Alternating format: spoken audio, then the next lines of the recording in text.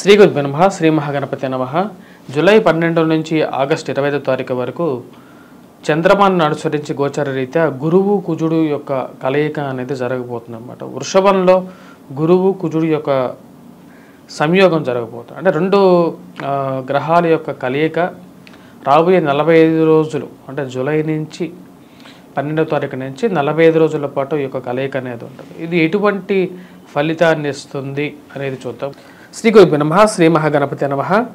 కుజుడు గురువు యొక్క కలయిక అనేది జరగబోతున్నది. జూలై 12వ తారీఖు నుంచి ఆగస్టు 25వ తారీఖు వరకు కుజుడు గురువు కలిసి వృషభ రాశిలో సంచారం చేయబోతున్నారు అన్నమాట. ఇటువంటి పరిస్థితి గోచార రీత్యా ఎటువంటి ఫలితాన్ని మీనరాశి వారికి ఇవ్వబోతుంది అనేది చూద్దాం. ముఖ్యంగా మీనరాశి వారిని గమనించినట్లయితే చతుర్థంలో రవి అనుకూలమైనటువంటి ఫలితాలు ఇవ్వట్లేదు. కానీ జూలై 12వ తారీఖున వచ్చేటప్పటికి కుజుడు తృతీయంలోకి రావటం వల్ల అది పూర్తి అనుకూలమైనటువంటి ఫలితాలుగా మారబోతుంది అన్నమాట మీనరాశి వారికి. ఇది ఉద్యోగరీత్యా వ్యాపార రీత్యా కూడా అనుకూలమైనటువంటి ఫలితాలు ఇవ్వగలుగుతుంది. జన్మరాశిలో సంచారం చేస్తున్నటువంటి రాహువు ఈ యొక్క రాశి వారికి వచ్చేటప్పటికి అనుకూలమైనటువంటి ఫలితాలు ఇవ్వట్లేదు. కానీ తృతీయంలోకి కుజుడు ఎప్పుడైతే సంచారం చేస్తాడో కుజుడికి గురువుకి వచ్చేటప్పటికి మిత్రత్వం అనేది ఉంది. అది అనుకూలమైనటువంటి ఫలితాలు ఇవ్వడానికి కుజుడిని ఎంకరేజ్ చేస్తుంది అన్నమాట. ముఖ్యంగా వచ్చేటప్పటికి నూతన ఉద్యోగ ప్రయత్న సంబంధితమైన విషయాల్లో అనుకూలంగా ఉంటుంది. ధైర్యాన్ని ఇవ్వగలుగుతుంది అన్నమాట. అంటే ఏదైనా విషయం చేసేటప్పుడు ఆ యొక్క విషయంలో వీరు ముందడుగు వేయగలిగినటువంటి శక్తిని ఇవ్వగలుగుతుంది కుజుడు తృతీయంలో ఉన్నప్పుడు. పేరు ప్రఖ్యాతుల విషయంలో ఉన్నతమైనటువంటి స్థాయిలో ఉన్నటువంటి స్త్రీ పురుషులతో సత్సంబంధాలను కూడా కలిగించగలుగుతుంది. కొత్త అవకాశాలను ఇవ్వగలుగుతుంది. నూతన వ్యాపార ప్రయత్నాలలో ఒక అడుగు ముందుకు వెళ్ళగలుగుతారు అన్నమాట ఈ రాశివారు. చతుర్థంలో ఉన్నటువంటి రవి కొన్నిసార్లు ఈ రాశి వారిని అడ్డంకి కలిగిస్తూ ఉంటాడు. రవి ఎప్పుడైతే చతుర్థంలో ఉంటాడో సెల్ఫ్ డ్రైవింగ్ విషయంలో కొన్ని జాగ్రత్తలు అనేది తీసుకోవాల్సినటువంటి ముఖ్యమైనటువంటి సూచన. ఎందుకంటే చతుర్థంలో ఉన్నటువంటి రవి ప్రతికూలమైనటువంటి ఫలితాలు ఇస్తాడు. ధనక్షయ కారకుడుగా కూడా మారతాడు అన్నమాట. ధనక్షయ కారకం అంటే డబ్బులు సమయానికి ఏదో విధంగా ఖర్చు అయిపోవటం, మోసపూరితమైనట్టు ధనక్షయ కారకంగా మారటం, ఫైనాన్షియల్గా వచ్చేటప్పటికి ఏదో ఒక విషయంలో డబ్బు సమయానికి అందకుండా ఉండటం అనేది జరుగుతూ ఉంటుంది. ఆ విషయంలో తగు జాగ్రత్తలు తీసుకోవాల్సినటువంటి ముఖ్యమైనటువంటి సూచన. ఈ రాశి వారికి వచ్చేటప్పటికి ప్రతికూలమైనటువంటి ఫలితాలుగానే చెప్పచ్చు. ముఖ్యంగా ఈ రాశి వారిని వచ్చేటప్పటికి తల్లిగారి ఆరోగ్య సంబంధితమైన విషయాల్లో తగు జాగ్రత్తలు తీసుకోవాలి. జన్మరాశిలో ఉన్నటువంటి రాహువు, సప్తమంలో ఉన్నటువంటి కేతువు వైవాహిక జీవితంలో సామరస్యంగా ఉండడానికి ఎక్కువగా ప్రయత్నం చేయాలి. ప్రేమ మరియు అదేవిధంగా ప్రేమ సంబంధితమైన వ్యవహారాలు, లివింగ్ రిలేషన్షిప్స్ యొక్క విషయాల్లో కూడా తగు జాగ్రత్తలు తీసుకోవాల్సినటువంటి ముఖ్యమైనటువంటి సూచన. ఈ రాశి వారికి వచ్చేటప్పటికి కుజుడు యోగకారకుడు. ఇది వచ్చేటప్పటికి కాంట్రాక్ట్స్, బిల్డర్స్ ఎవరైతే ఉంటారో వీరికి అనుకూలిస్తుంది అన్నమాట. యాక్చువల్గా మీనరాశి వారికి ఈ రాబోతున్నటువంటి 12వ తారీఖు నుంచి ఒక 45 రోజుల పాటు ఈ యొక్క కన్స్ట్రక్షన్ ఫీల్డ్లో ఉన్నటువంటి వారు కాంట్రాక్టర్స్కి కొంచెం సానుకూలంగా ఉంటుంది. ఫైనాన్షియల్ రొటేషన్ అనేది మళ్ళీ పెరుగుతుంది. మళ్ళీ కొంచెం మూవ్మెంట్ అనేది తీసుకోవడం జరుగుతుంది. కొన్ని కార్యక్రమాల్లో వీరికి మిత్రత్వం ఏర్పడటం కొంచెం మంచి సానుకూలమైనటువంటి ఫలితాలు ఇవ్వగలుగుతుంది అన్నమాట. ఆ విషయంలో అయితే ఎటువంటి సందేహం లేదు. మరి అదేవిధంగా ఈ రాశి వారికి వచ్చేటప్పటికి రాజస్థానంలోకి రవి యొక్క దృష్టి అనేది కొంచెం అనుకూలమైనటువంటి ఫలితాలు కూడా ఇవ్వగలుగుతుంది. నూతన ఉద్యోగ ప్రయత్నాల్లో సానుకూలమైనటువంటి ఫలితాలు, విద్యార్థులకు వచ్చేటప్పటికి కొద్దిగా ధైర్యంతో వీరు చేసేటువంటి పనుల్లో, విద్యలో కూడా కొంచెం సానుకూలమైనటువంటి నిర్ణయాలుగా ఉంటాయి. ఏళ్ళనాటి శని ప్రభావ రీత్యా వచ్చేటప్పటికి ఖర్చు అనేది వెంటాడుతూ ఉంటుంది. అది రవి కూడా అనుకూలమైనటువంటి స్థానంలో లేడు కాబట్టి ఆ యొక్క విషయం అయితే క్లియర్గా చెప్పచ్చు. డబ్బు అనేది రావడం, సంపాదించడం అనేది ఒక ఎత్తైతే దాన్ని ఖర్చు పెట్టడం కూడా ఎక్కువగా ఉంటుంది. భూ సంబంధితమైనటువంటి లావాదేవీలు బాగా కలిసి వచ్చే విధంగా ఉంటుంది. కోర్టు సంబంధితమైన విషయాల్లో సానుకూలంగా ఉంటుంది. ఎందుకంటే కుజుడు అనుకూలత్వం అనేది బాగా కలిసి వస్తుంది.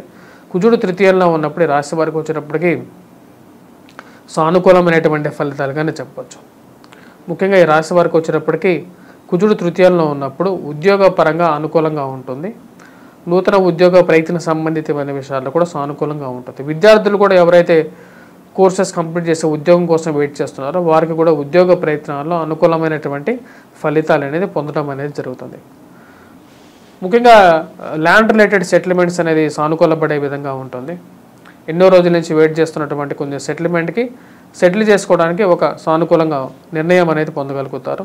కోర్టు సంబంధితమైన విషయాల్లో సెటిల్మెంట్ అనేది జరుగుతుంది అన్నమాట. ఈ 45 రోజులకి అదొక బెస్ట్ రిజల్ట్ అన్నమాట. ఇప్పుడు అడ్డంకిగా ఉన్నటువంటి కోర్టు సంబంధితమైన వ్యవహారాలు ఏవైతే ఉంటాయో అవి కొంచెం సాల్వ్ అవటానికి సానుకూలమైనటువంటి నిర్ణయం దిశగా మారటానికి ఒక అనుకూలంగా ఉంటుంది. ఇది మానసిక ఆనందానికి గల కారకంగా ఉంటుంది. పిల్లల యొక్క ఎదుగుదల గురించి ఆలోచన అనేది ఏర్పడుతూ ఉంటుంది. పిల్లలు వారు ఎలా సెటిల్ అవుతారని ఒక ఆలోచనలో ఒక మంచి నిర్ణయం తీసుకోగలుగుతారు. పిల్లల యొక్క పునర్వివాహ ప్రయత్న సంబంధితమైన విషయాల్లో కూడా ముందుకు వెళ్ళాలి, ఒంటరిగా ఉండకూడదు అనే జీవితంలో ఒక నిర్ణయం తీసుకోవడానికి ఒక ముందు ఆలోచన అనేది ఏర్పడుతూ ఉంటుంది.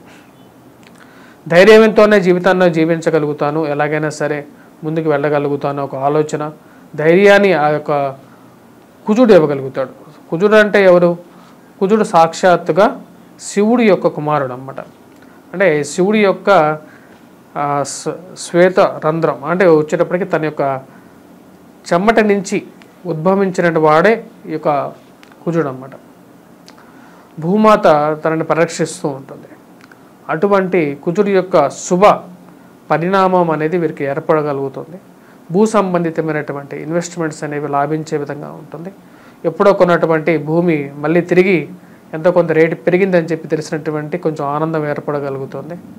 సంఘంలో గౌరవం పొందినటువంటి రాజకీయ నాయకులతో ఒక సయోధ్య అనేది ఏర్పడగలుగుతుంది. ఇది ఒక పాజిటివ్ రెస్పాన్స్గా చెప్పచ్చు. వీటిలో మీకు కొంచెం మీరు అనుకున్నటువంటి వారు గెలిచారు, అనుకున్నటువంటి వారు ఎలక్షన్స్లో ఒక పాజిటివ్ రెస్పాన్స్ తీసుకురాగలిగారు నాకు తెలుసు. ఒక మానసికంగా కూడా మీకు ఆనందం కలిగించేటువంటి పరిణామంగా ఏర్పడుతూ ఉంటుంది.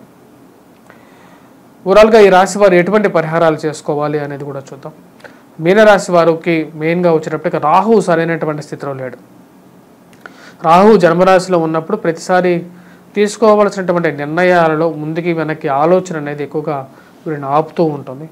జరగాల్సినటువంటి పనుల్లో వచ్చేటప్పటికి మధ్యలో ఏదో ఒక అవరోధం అనేది ఏర్పడుతూ ఉంటుంది. దానికి రాహు యొక్క ప్రతికూలత అనేది మెయిన్ ప్రాబ్లంగా ఉంటుంది. మరియు అదేవిధంగా వైవాహిక జీవితంలో ప్రశాంతతకు కూడా భగ్నం కలిగించడానికి కేతువు సప్తమంలో ఉన్నాడు. రాహుకేతువులకి వచ్చేటప్పటికి రాహు వచ్చేటప్పటికి ముఖ్యంగా దుర్గాదేవిని పూజించడం, కేతువు వచ్చేటప్పటికి అంటే వైవాహిక జీవితంలో భార్యాభర్తల మధ్య నమ్మకమే జీవితం కాబట్టి ఆ యొక్క నమ్మకమైనటువంటి జీవితంలో ముందుకు వెళ్ళాలి అంటే కేతువు యొక్క ప్రభావం అనేది చాలా ముఖ్యం. సో వినాయకుడిని పూజించడం అనేది కూడా ఒక ముఖ్యమైనటువంటి సూచన. తదుపరి వచ్చేటప్పటికి రాశి వారికి రవి యొక్క అనుకూలత అనేది చాలా ముఖ్యం. రవి చతుర్థంలో ఉన్నాడు. ఆగస్టు 15వ తారీఖు వరకు కూడా చతుర్థంలో కొనసాగుతూ ఉంటాడు అన్నమాట. చతుర్థంలో ఉన్నప్పుడు రవి అనుకూలమైనటువంటి ఫలితాలు ఇవ్వడు, పంచమంలోకి వెళ్ళినా సరే రవి అనుకూలమైనటువంటి ఫలితాలు ఇవ్వడు. అంటే సెప్టెంబర్ 15వ తారీఖు వరకు రవి అనుకూలత బాగోలేదు. కానీ కుజుడు ఆగస్టు 25వ తారీఖు వరకు ఒక మంచి ఫలితాన్ని ఈ రాశి వారికి ఇవ్వగలుగుతాడు. సో రవి యొక్క అనుకూలత రీత్యా వచ్చేటప్పటికి రాశివారు ముఖ్యంగా వచ్చేటప్పటికి చేసుకోవాల్సినటువంటి పరిహారం సూర్యారాధన అనేది చాలా ముఖ్యం. అది చేసుకున్నట్లయితే సానుకూలమైనటువంటి ఫలితాలు ఈ రాశివారు పొందడం అనేది జరుగుతుంది. ఒక పాజిటివ్ రిజల్ట్స్ రావడం అనేది జరుగుతుంది. విద్యార్థులకి కూడా సానుకూలమైనటువంటి ఫలితం. సూర్యారాధన చేయాలి అంటే సూర్య నమస్కారాలు చేసుకున్నట్లయితే సానుకూలమైనటువంటి ఫలితాలు పొందడం అనేది జరుగుతుంది.